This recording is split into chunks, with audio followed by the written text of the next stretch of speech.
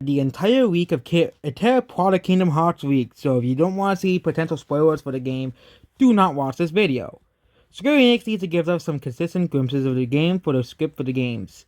Tell them what's okay, tell them what needs to be changed. Based off the teaser recently, now I know which of these scripts they're going with. Quadrum is based off the real world, meant to separate how separated Sora was from his own reality. Quadrum will mostly serve as a prologue similar to Twilight Town. With much beefier of a completely normal side quest like picking up trash or playing street hockey, Sora can't use his Keyblade for here now. It was even mentioned it all at the start. Sora will begin to believe that he has his reality. This was the reality this whole time, like a Kingdom Hearts reality, becoming more distant and dreamlike to him. Meanwhile, Donk and Goofy look to Hades for help. Wondering if we could perhaps send them to the Afterworld so they can find Sora. They have a comical fight at first, but the end of the victor cannot be determined. Well, Hades reveals that it's beyond his power and is only domain of that of the Hercules world. Back in Quantum, Sora has forgotten about Kingdom Hearts adventures, truly believing it to be a crazy dream, and this is a true reality. But after spying the redheaded girl walking with her two friends, memories start to Kiri and his own friends coming in. He's reminded of what he did. Causing his angles as he tries to hopelessly call on his Keyblade. Dark energies surround Sora as pacifiers continue to notice the phones go out and see Riku leave the portal atop of a nearby building, causing himself to be too late. Soon, the unique situation of having powerful Keyblade wielder is distressed in the real world and begins to make cracks in reality, with dark energy flowing in from the dark side as well. Sora regains his ability as well, like in the trailer. All worlds are broken and he fights the dark side with Riku joining in halfway through the battle.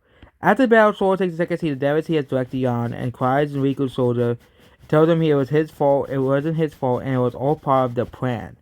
Sora begins to ask what he meant, and is interrupted by a silent quantum being bombarded by lasers from a Star Wars ship, a giant mothership floating high from the sky. Sora and Riku are soon surrounded by stormtroopers, but are saved when Donald and Goofy suddenly enter the scene and knock them out. Sora is sad to see them, but wonders how they made it. Goofy explains that Hades gained the power to send them to the Afterworld after the cracks of reality began to form, extending Hades' powers to the Afterworld to all of reality. The gang begins to pilot starships and stop the invader by flying to a mothership and blowing up thanks to the Donald's mysterious hunters what they needed to do. At the same time, our pilot brings to the Star Wars planet where we saw in the teaser, and they dick around helping Rebels and Wookiees. I didn't watch Star Wars, so yeah. Eventually, Sora, Donald, and Goofy come face to face with Darth Vader, who explains himself to the gang. Darth Vader explains how Keyblade wielders must form the most powerful member of each world every 100 years in order to prevent conflict wherever they enter said worlds. When Darth Vader was Ack and he chose the chosen one of his world, he informed the Keyblade wielders about their existence and the existence to other worlds. Anakin tried to use this knowledge as Darth Vader has recently wielded this power for his own, trying to use the Force to enter the other worlds. He explained that he never had success until recently, where he seen the same power of the Keyblade all that was years ago. Sora is in close proximity to Darth Vader's world.